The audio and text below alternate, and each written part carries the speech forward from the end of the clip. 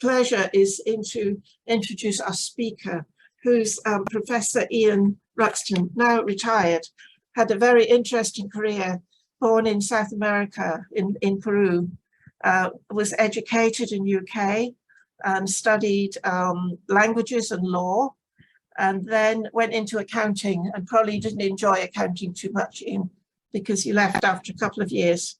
And yes. he became a teacher, language teacher, came to Japan in 1988 to teach English, and he's stayed, and he's was lecturer in the campus at Kee-tah-kew-shoo Institute of Technology, and he's although he's retired, he remains professor emeritus there. Okay. He became interested in our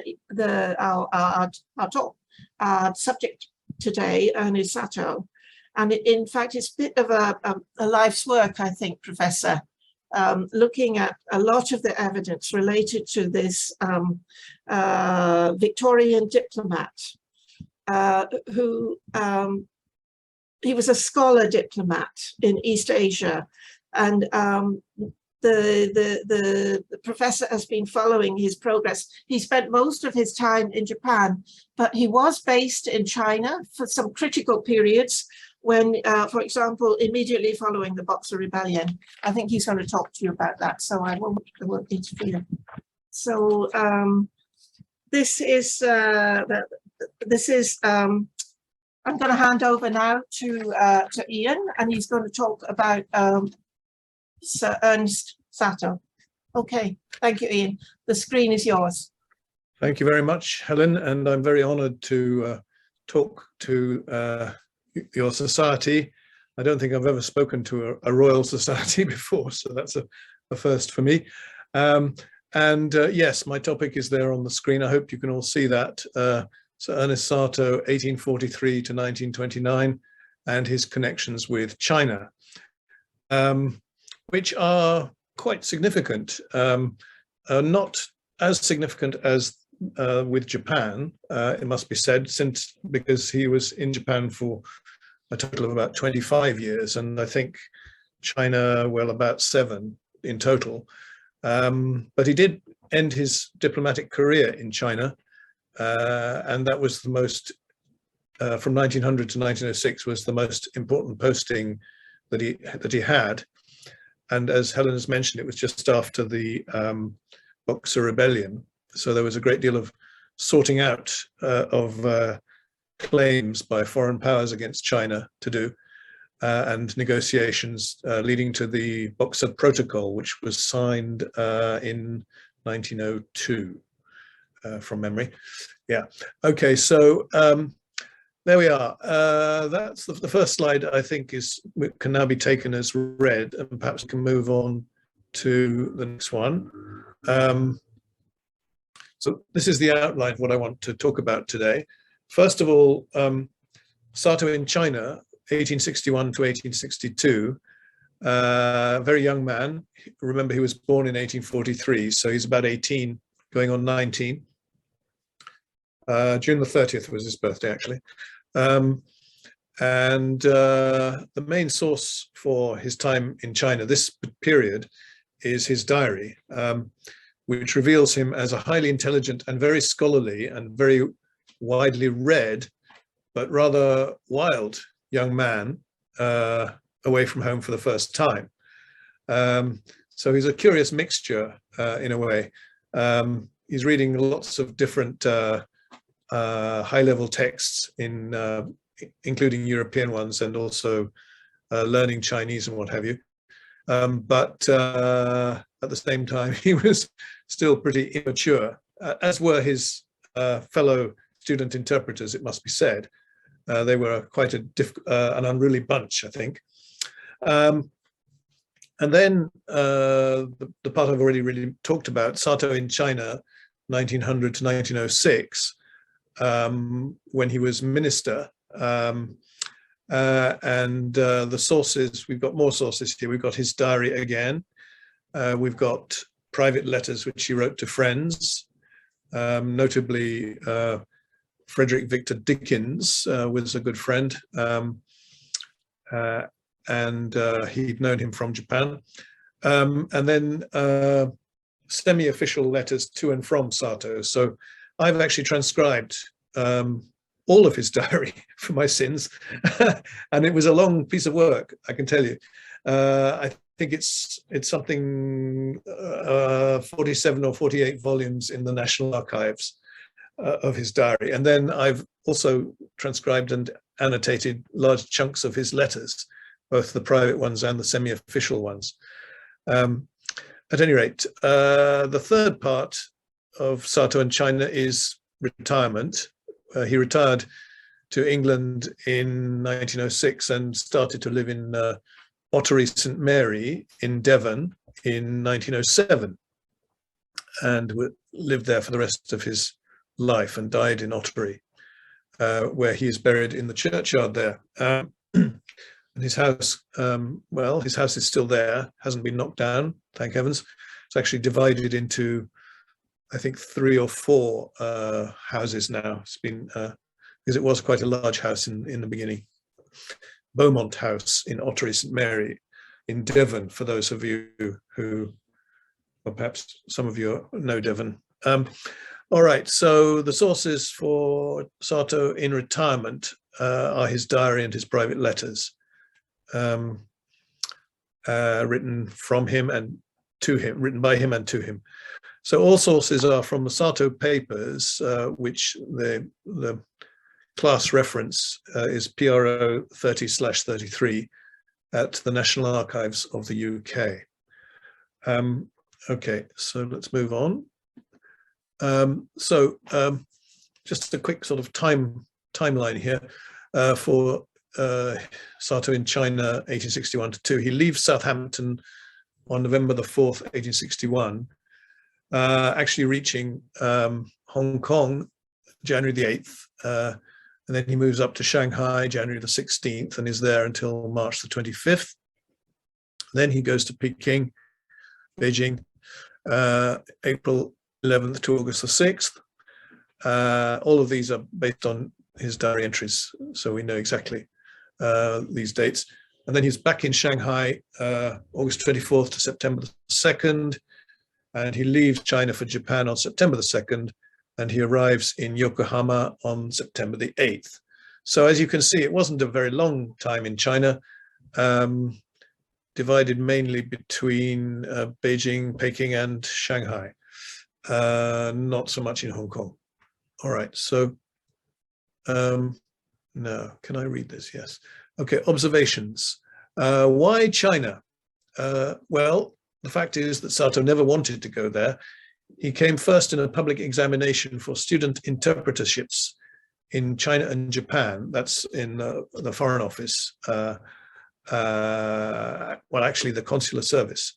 So the exam was held at University College London, and Satow chose Japan. And he states very clearly in his notable memoir, A Diplomat in Japan, to China I never wished or intended to go.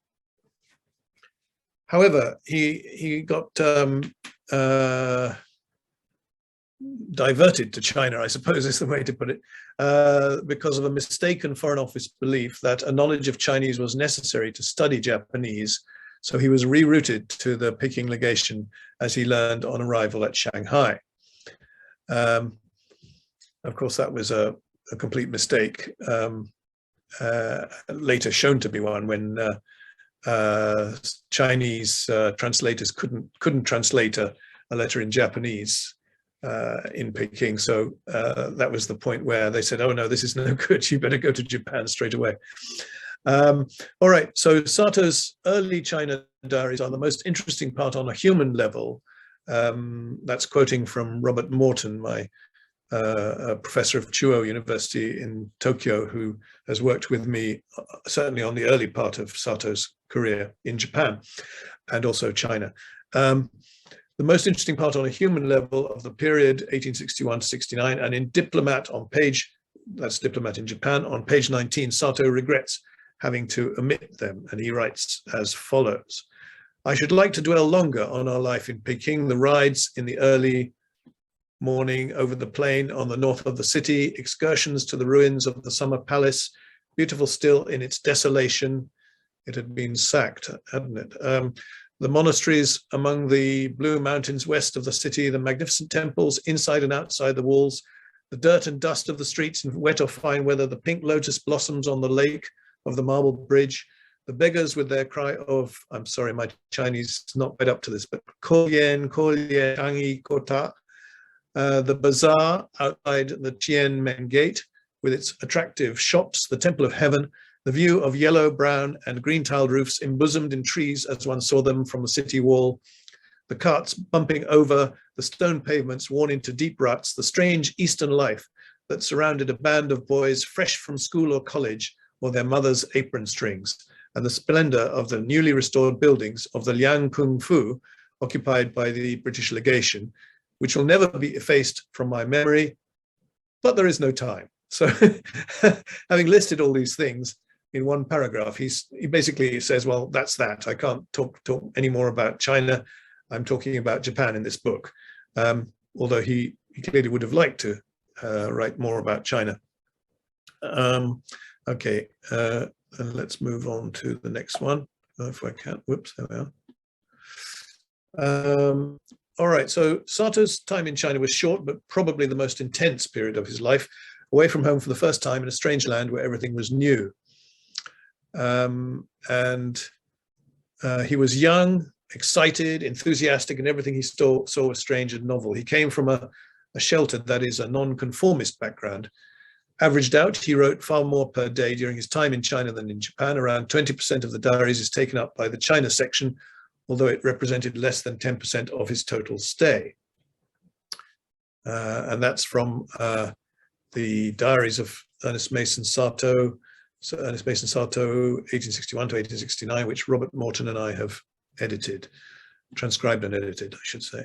Okay, misbehavior. A young, brash, arrogant, typical mid-Victorian youth is revealed in the unsanitized diaries, a contrast to Diplomat in Japan, where, of course, he cleaned up quite a bit from the diaries. He based the book on the diaries, but he made sure that they were much more presentable, shall we say.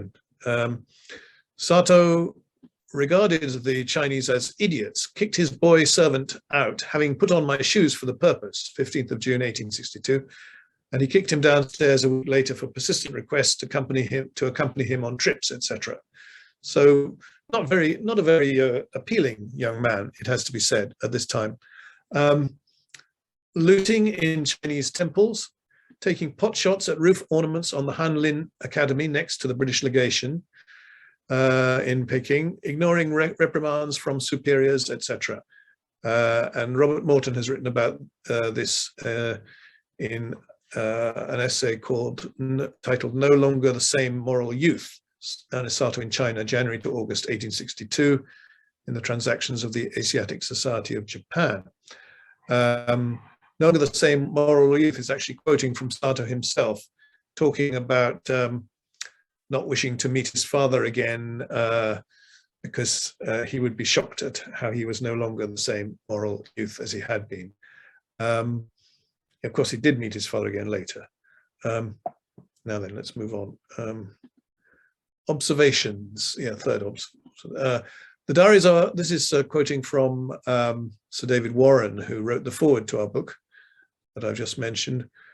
The diaries are full of contradictions. Life in China is a social whirl, boozy, gregarious, loafing about, riding, card playing, and telling smutty jokes.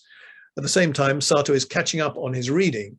Scott, Eliot, Thackeray, the Nibelungen Saga, Spencer, and displaying the same restless inquisitiveness about Chinese language and culture that will later translate itself into expertise on Japan. For every entry that reads like Lupin Puta in the diary of a nobody, after a night on the tiles, for example, he was very screwed and talked all sorts of bosh, he confides about a colleague in April 1862, while adding, next day, of course, he declared that he had been as sober as a judge the night before. We find elsewhere the germ of Satow the scholar and intellectual. So he was really just growing up at this point, I think. and he didn't want to be in China, so I suppose there was a bit of rebellion about that. I don't know.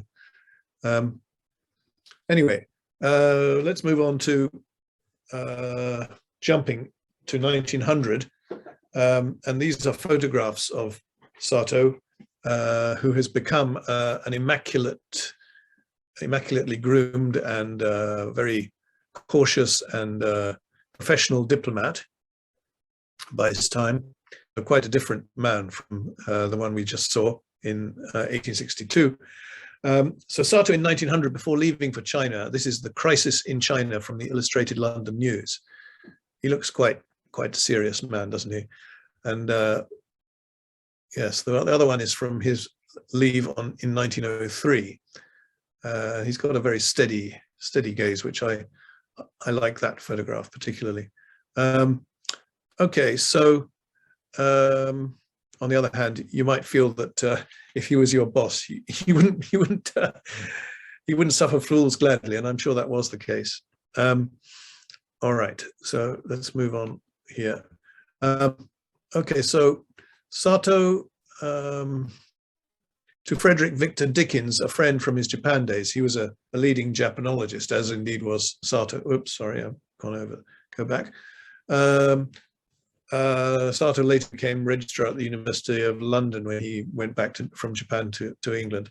Anyway, Satow writing to Dickens on the 17th of March 1901 from Peking.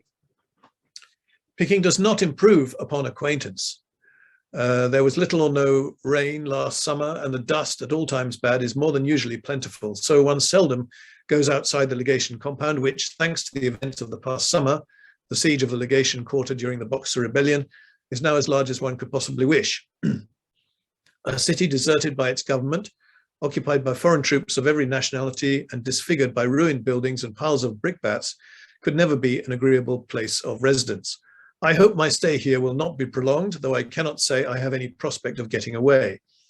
The negotiations are very tedious, owing to the necessity of consulting so many colleagues and governments, and those portions which have to be arranged in Europe do not seem to get themselves settled a whit more expeditiously. I think that should be expeditiously than what we have to determine on the spot. Spring is now beginning, and I'm looking forward eagerly to the signs of opening vegetation, that I may know what are the trees and shrubs I have been living amongst for the past 5 months. He was a keen botanist, by the way, and also a keen book collector. I'm currently translating a book about, well, partly about his book collection and how it ended up in the British Library and Cambridge University Library, mainly. I was at the Summer Palace last Sunday, a very beautiful place close to the Western Hills, about 2 hours' drive from the house. Last time I saw it in 1862, it was a ruin, but it has since been almost completely restored.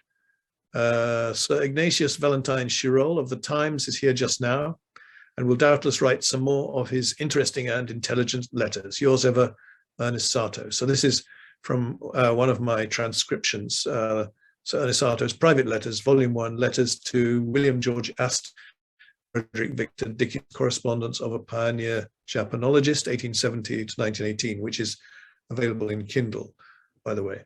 Okay, so now let's see, just move on to the next slide. Okay, so here are some photographs of Satow. Here's Satow and his staff, the British minister and his staff, C.W. Campbell, Dr. Poole, the medical officer, 2 officers of the legation guard, mayors, SF mayors, and then Colonel Brown, the military attaché, Satow himself, Reverend Norris, Frank Norris, and Reginald Tower, who I think was secretary, and I'm not sure who these 3 more junior members are down below. Okay, but it's quite an interesting one, and here he is in his full diplomatic uniform, looking quite severe, I suppose. Okay, so there we are, and here he's visiting Changchi-tung, or I think it's Changji-dung, or Dong. I'm sorry, my Chinese isn't really up to it, but he called him Changchi-tung in his diary, on board HMS Eclipse on on the 27th of November 1902 off Nanking. So Chiang Chi-tung was a regional governor at the time, an important one. So you can see, I think that's a very good photograph, actually. It's surprisingly good quality, I always feel. All right, so yes, and so this is the book I've most recently published. The Correspondence of Sir Ernest Satow, British Envoy in China, 1900 to 1906. So volume 1, and these are the references from the National Archives. PRO was Public Record Office, of course, no longer exists. Initially, the Satow papers were in the Public Record Office, and then moved to the National Archives. Okay, so we've got, in volume 1, we've got letters from the Foreign Office, legation staff, Sir James Mackay, who was charged with negotiating a commercial treaty with China, getting rid of Li Qin and so on, the regional local tax, I think it's described as War Office and Office of Works. The Office of Works was in charge of the consular and the legation buildings. In the papers, one often reads complaints from the consuls about the Office of Works and how they, the terrible conditions they have to live in. Especially this is true in Taiwan, where they really had quite hard living. And I think it's also true of the inland consulates in China, certainly. So the letters from the consulates throughout China listed alphabetically from Amoy to Yunnan Fu in 2 volumes. That's volume 2 and 3. Volume 4, there's quite an interesting character called Vice Consul Wilton, who later, I think, became an ambassador somewhere, but not China. Certainly he rose fast. And he went, let me see, he went to Tibet, and I think he was also in India for a while. And those letters are quite interesting. Supreme Court Chief Justice H.S. Wilkinson and his son, the Claims Commissioner, H.P. Wilkinson, and other British diplomats elsewhere, colonial and Indian authorities and military authorities.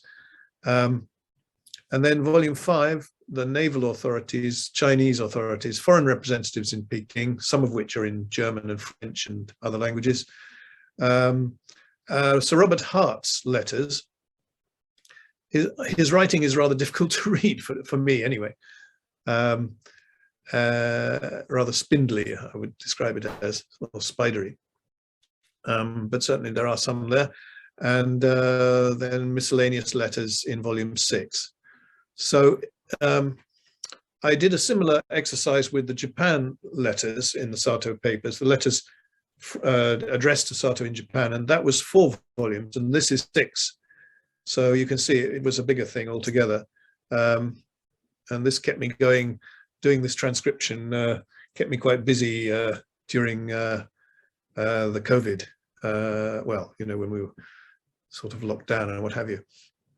Okay, so, and then just as a matter of interest, I decided to check the frequency of references to Hong Kong, Shanghai, and Peking in these various versions, volumes, sorry.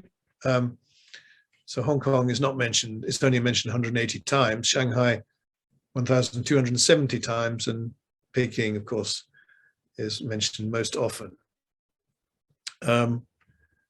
Oh, and we seem to have jumped, just a minute, let's go back and then, okay. So the Hong Kong references in Satow's papers, well, in the colonial and Indian authorities in volume 4, Satow comes across Sir Henry Arthur Blake, who was governor of Hong Kong from 1898 to 1903. Then he moved to Ceylon, as it was, now Sri Lanka. There are 16 letters from Blake to Satow, and all from Government House except one from Myrtle Grove Youghal in Ireland, and 4 letters from Ceylon in the next file.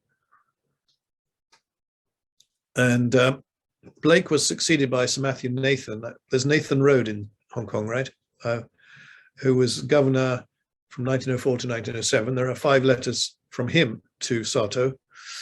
And I will read extracts if there's time, but Satow's already said there is no time. We'll see. Okay, so moving on, just a minute. Move on to the next page. Okay, Satow Hong Kong, from his diaries, 1901, November 5th to the 11th, he was in Hong Kong, but he had a side trip to Canton. And on November the 5th, Sir Henry Blake took me up the funicular railway to the Peak, and we had a short walk overlooking the harbour and the contemplated reclamations. And on the 9th and 11th, he met Sir James Mackay, the Special Commissioner and Plenipotentiary, expressed opinion that Likin is the really difficult point in the negotiations.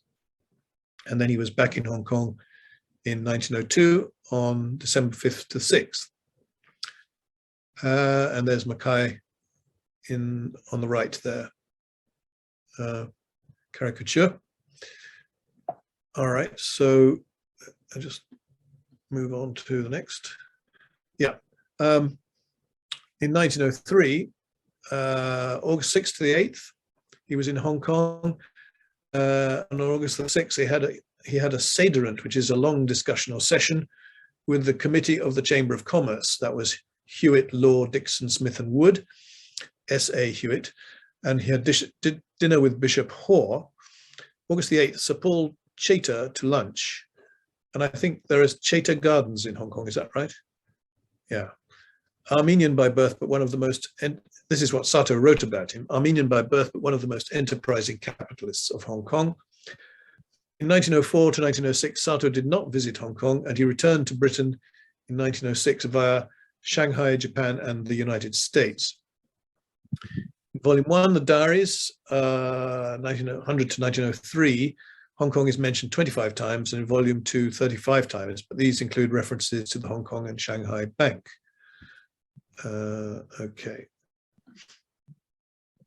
And then retirement, 1906 to 1929. He contributed a chapter on the Far East, Japan and China in the Cambridge Modern History, Volume 11, 1909. Apart from a major dinner on his return to Britain in 1906, he avoided the China Association, but to be fair, he also avoided the Japan Society of London. So he wasn't picking on China there. He avoided controversial topics or kept quiet about his views. For example, he had strong opposition to votes for women. Far East was highly controversial. British mercantile opinion was strongly anti-Japanese at this time in the 1900s and had powerful support in the City of London. Important newspapers like the Times were much divided. Satow's diary suggests that he steered clear of these issues on which he may well have had strong views. That's Professor Ian Nish, who sadly passed away very recently, a leader in Japan studies and in this period. He did champion the work of missionaries in China and Africa, and he supported the China Inland Mission.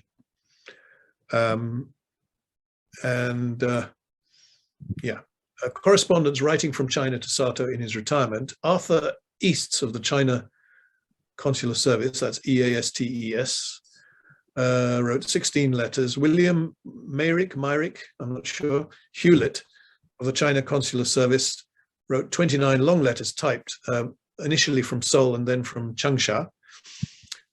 Frank Norris, Reverend Frank Lushington Norris, the legation chaplain and a missionary, wrote 21 letters, and there were others. And there were occasional visits by former subordinates to China subordinates to Satow's home at Ottery Mary Devon. I think Townley and possibly Tower also visited his people who'd served as secretary under him in the legation. China was not by no means totally out of his ken or out of his mind at that time. Here's a photograph of the China Association dinner, November 6, 1906, at the Whitehall Rooms Hotel Metropole in London. There were over 270 guests, the largest number ever. Mr. R.S. Gundry, CB, presided. Satow's was the first name on the guest list, so he must have been guest of honor.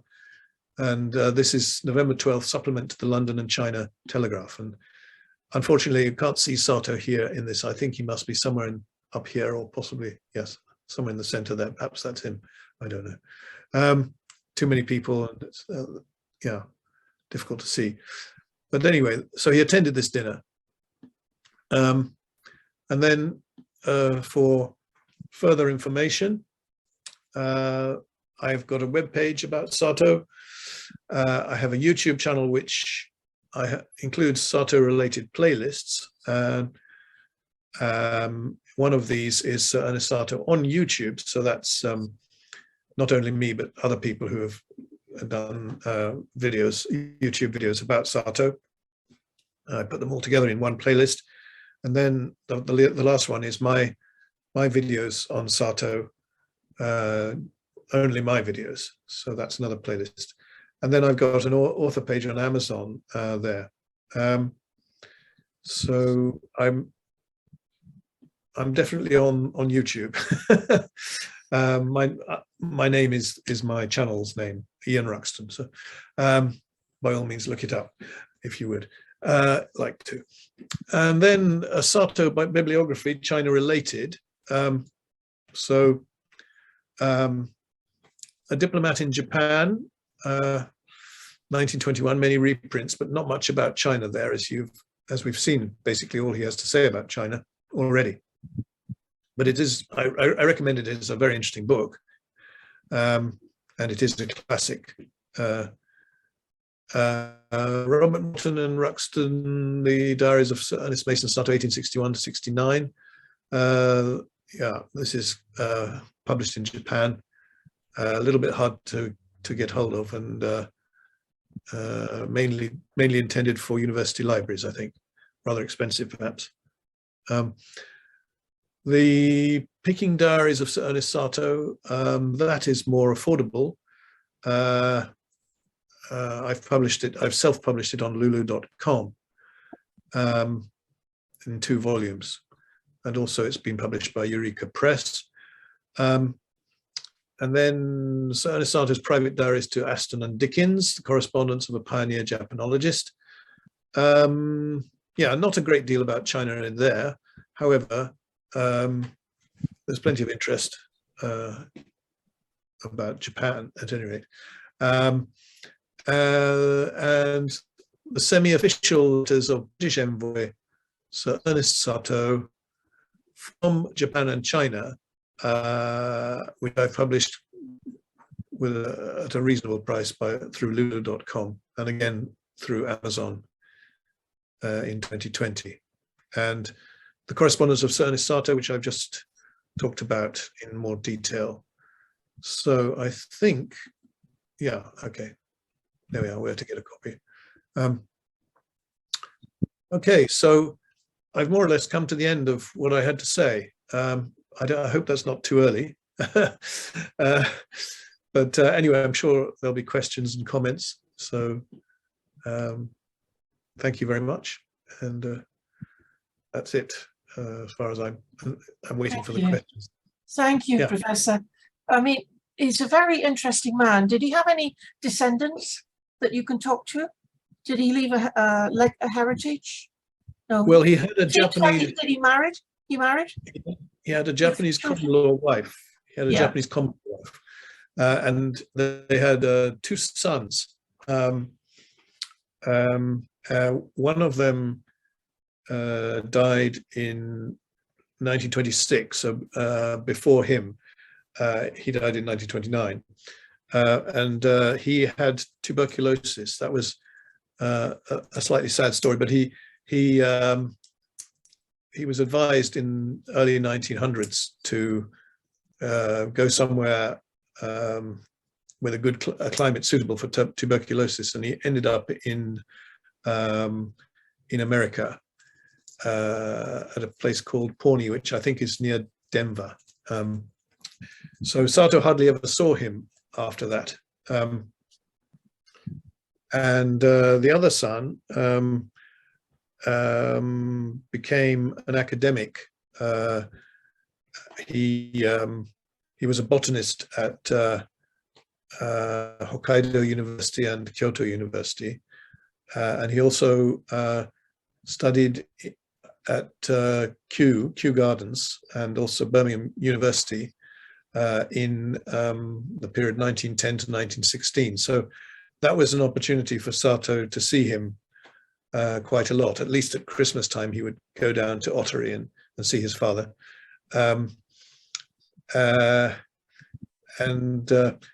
There are quite a lot of letters in the Yokohama Archives of History, as a matter of fact, which are called, well, they're Takeda papers. His wife was Takeda Kane. There are letters from Satow to his boys, his young children, when he was, for example, in Montevideo. So he writes to Hisayoshi, the younger son, saying, "Well, you asked me what kind of place Montevideo is," and he then goes into a description of Montevideo and so on. He wasn't very long in Montevideo. That was in the 1880s. He was also in Morocco and also in Siam, Thailand. But the most important postings were Japan and China, I think it's fair to say.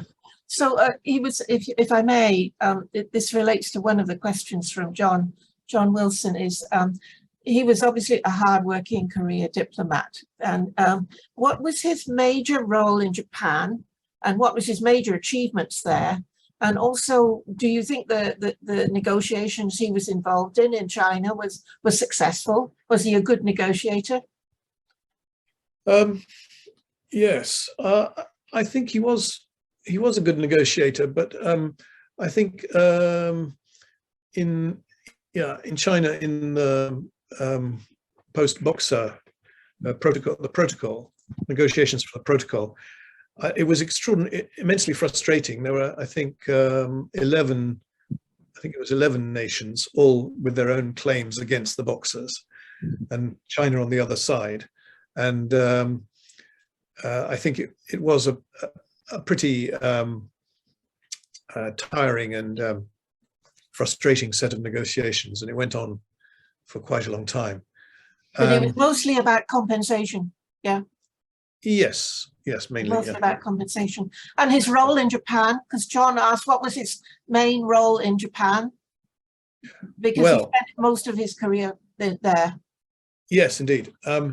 Okay, well, he was a brilliant linguist, and he was the best linguist in the British legation, and probably, I think it's fair to say, the best linguist in Japan in the 1860s, non-Japanese linguist.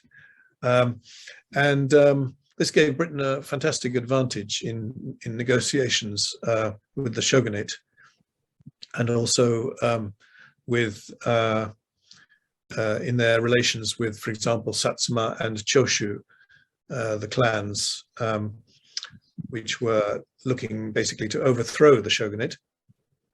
And yes, I think the ministers, well, Sir Harry Parkes came in 1865. He had been in China before that, and he went back to China afterwards at some point in, I think, 1880.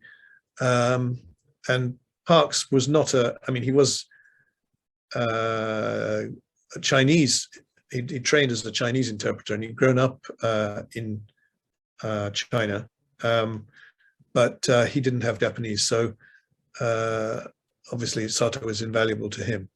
So there was that aspect, and the diplomat in Japan it's become a classic. It's about the years of 1861 to 69, and it tells us a great deal from a foreign perspective of what actually was going on in Japan at the time. 1870 to 1883, he had more time to travel in the interior of Japan with people like Hübner, who was the Austrian diplomat.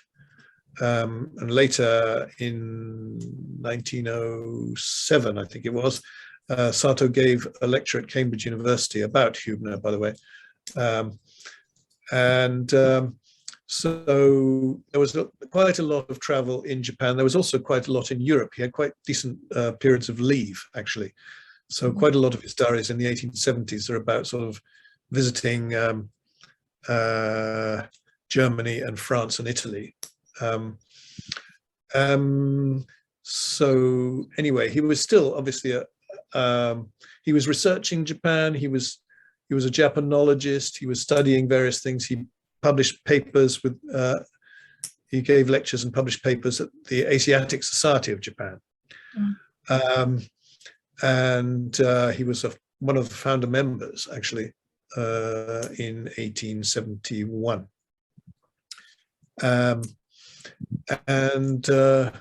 Okay, so then in 1883, the start of 1883, he leaves Japan for promotion. He goes to Siam from 1884 to 1887, sorry, Siam, now Thailand as we call it. He doesn't seem to have been very happy, according to the diaries from that period. He tells Dickens in one letter that he thinks he was a great fool to leave Japan for promotion. Yeah. He was so happy in Japan. Why on earth did he do this? But he does come back to Japan in 1895 for 5 years, and at that time he becomes minister. Envoy Extraordinary and Minister Plenipotentiary is the full title. And he reacquaints himself with people like Ito Hirobumi, whom he'd known in the 1860s, and lots of other people of similar people who had become high-ranking in the meantime. Ito, I think, served as Prime Minister 4 times. And his diaries there are very interesting. And one can say in a way that the importance of his being there at the time was he helped, excuse me, he helped to smooth the way for the Anglo-Japanese alliance of 1902. Although a rather curious thing connected with that is that he was, by the time the alliance was signed in London at the end of January 1902, Satow, of course, was in Peking, and nobody ever told him about it. He heard about it from his Japanese colleague in Peking, which is rather strange. Somebody wrote at the time it was an astonishing thing that he had not been consulted at all. So that would be one of his major accomplishments. Tom Goswell asks, what is a standout accomplishment during his years in Asia? This would be one of them, would be? Is it? Yes. Yeah, I suppose. Yes, I think so. Yes. Well, the Japanese respected him greatly, and he was obviously the right man to come back to Japan as minister. I mean, I think he'd intended this himself, and obviously he had his children and his wife to see again after being away. He'd been away in Thailand and Siam and Uruguay, and indeed Morocco. He was in Morocco just before he went back to Japan. So that was a chance to see his family again. Something else which I'm currently working on, as I said, I think I'm translating a Japanese book about his books that he collected, and he collected a huge number of Japanese books, rare books, a lot of them connected with ukiyo-e, the Japanese artworks. Yes. And yeah, I'm just nearing the end of the translation, and it's quite an interesting book. I mean, I think it talks about a man called Anderson, who was a great, he was a surgeon who had been in Japan. And he collected a lot of Japanese art as well. And at one point they were going to write a book together about Japanese art, but Satow appears to have lost confidence in that at some point around 1882. Anyway, that's another aspect to Satow, and I've already mentioned his botany as well. So there's an awful lot of aspects to Satow. Did he leave collections to tertiary institutes, for example? You know, did he take it all back to Devon with him, or then what happened when he passed? Yeah. It's a complicated story, but he gave a lot of books to Aston, who on grounds of ill health returned to England, to Seaton, near in not far from Ottery actually. Yeah. But he was there. And let me see, I think from about 1890 or so. And a lot of them went to Aston, but from Aston, they then went to Cambridge University. So a lot of the ones at Cambridge University have S, which of course is Satow's ex libris stamp. And some other books went directly to Cambridge. And I think he felt he had some kind of special link with Cambridge after he was invited to give the Reed lecture in 1907. Others went to the British Museum. Quite a lot of the really valuable ones also went to the British Museum. So they're in both places, basically. Okay. So we have a comment here from John saying that, the reflection on his initial visit to Beijing, it was not very, it's very sad to hear that kind of behavior. Yes, I suppose absolutely. He was just away from home and doing stupid things, as sometimes teenagers do. Yes. Yes, I think you have to. I mean, to be fair to him, he was one of a group, and I think they probably egged each other on. Yeah. And yeah, it's not behavior that anyone could defend, but stupid teenagers is probably about the best description of it. The whole point that it was obviously tolerated.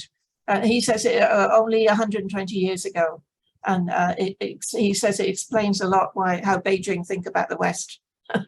If people have long memories, yes. Yes, it could do, I suppose. Yes. Ellen, Edith Terry's asking, what attracted you to study Satow so extensively? It's been your life's work in many ways. Yes. Well, in the academic sense, it has been. I didn't start off, as you mentioned, I started off in accountancy, and then I was teaching languages in British schools for a while, and then I came to Japan, and I wasn't an academic. I didn't start in Japan as an academic. So what happened after?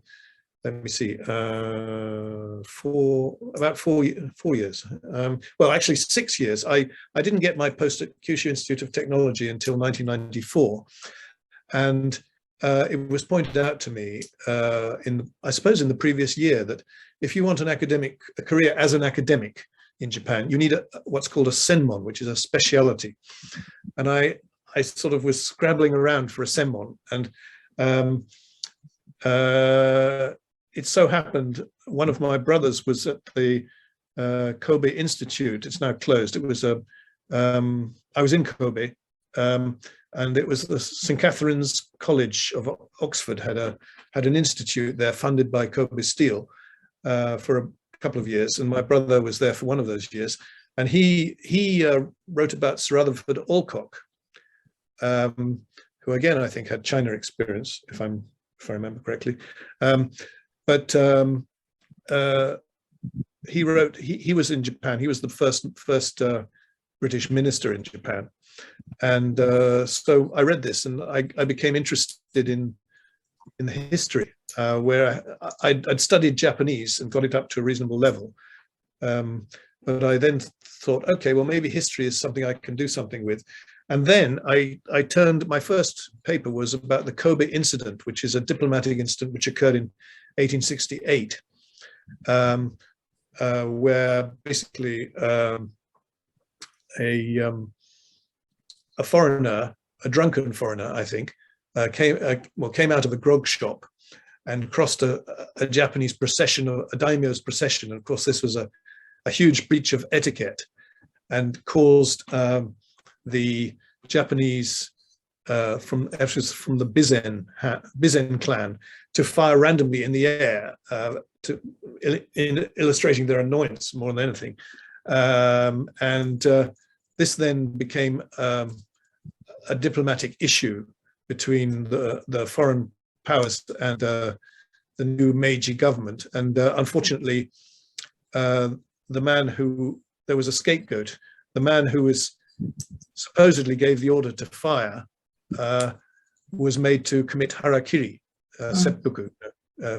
And Sato and Mitford were sent by Parkes to observe this. And that was the first time I came across Sato's name. Okay, so, and Sato wrote, he made a comparison with hangings at Tyburn, which had only public hangings at Tyburn in London, which had only recently been stopped. And he said he found the whole thing much more civilized. And I thought that was an interesting comment. I mean, you know, you're watching a man kill himself. It's pretty awful. I wanted to know more about him from that point. So that was the starting point of my study of Sato. And how was he paid? Sorry. This is another question. How was he paid? Was he Well, paid he was as a diplomat? Yes. Or did he have income within Japan? He started in the consular service, well, a student interpreter and then interpreter, and he worked his way up to Japanese secretary. And he was in the consular service until he left Japan in 1883, which was less well paid, of course. But then, as I mentioned, he wanted to go into the diplomatic service. He wanted promotion, which was a very rare thing. To achieve promotion from the British consular service to the diplomatic service was virtually unheard of. But he did manage it. I think his abilities were recognized. And he did this through going to Siam, and yeah. But then he was paid, that would give them better pay, I presume. Moving from consular to diplomat, is that better paid, or at least yes? Diplomatic service. Yeah. Diplomatic service is higher level and better paid. Yeah. Traditionally, you know, people like Mitford, aristocrats with private money, with their own money, tended to be in the diplomatic service. So Sato, having come from a lowly, humble background, a merchant, basically, his father was a merchant, a German who was naturalized British in 1843, I think it is. Yeah, and he came to live in London after starting life in Germany. So we have a question here. Did his wife come with him to Devon? No. Stayed in Japan. No, she went. I mean, was she? She didn't go to live with. She didn't retire with him to Devon. No. No. She stayed in Japan. They wrote letters, and well, the one Japanese person who did go with him to Ottery was his servant. Yeah. Saburo. Yes. So his Japanese servant was with him until he died. Having been first, I think, sometime in the 1870s, he became Sato's servant. Yeah. So yeah, and he probably got the boat back to Japan after the master passed away. Yes. Yes, Sato in his will provided for a return, well, a ticket back to Japan. Yes. Interesting. Now, the move from Japan to Beijing in the early 1900s, would that be seen as a promotion, or sideways, or downwards from the diplomatic point of view? I think a promotion. It was certainly a bigger thing with many more consulates and many more staff under him. Okay. And it was. I'm sure it was better paid as well. Yeah. Yeah. So I'm just wondering whether he'd done something. You know, the diplomatic service could be quite you know, they get moved around depending on where the skills are needed or whether you've blotted your copybook or whatever. Yes, yeah. Yes, quite, yes.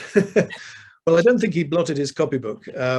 There was one reference. I think Lord Salisbury wasn't very happy with him on at least one occasion, but by and large, I think he did well. Well, I don't think as a diplomat you get to please everybody all of the time. No. But one of our final comments from Tom is, it sounds like the world could use Satow's diplomatic skills more than ever. And he obviously, over the years, he became very skillful, from a raw boy in Beijing to being a very skilled diplomat. Yes, yes. Yes, he went on quite a personal journey, I think, as I hope I've tried to show you this evening. Yeah. And yeah, I'm sure we do need more high quality, high level diplomats. Who are also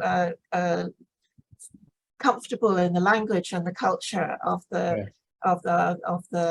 place where they are based. Yes, yes. And I haven't even mentioned his Guide to Diplomatic Practice, which he first published in 1917 and which is still being published. Well, I think it's the 7th edition now. You mean they give it to new recruits as a yeah? I'm not sure they do. I think it was given to new recruits in other diplomatic services, but not the British one for some curious reason. Okay. Well, there you are. I don't know why. Okay.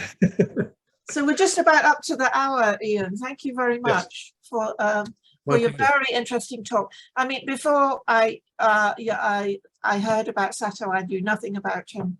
So it's really opened a door onto another very interesting person from that era, when the culture and behavior and whatever is obviously very different from what we expect now, but still some of the challenges remain very much the same.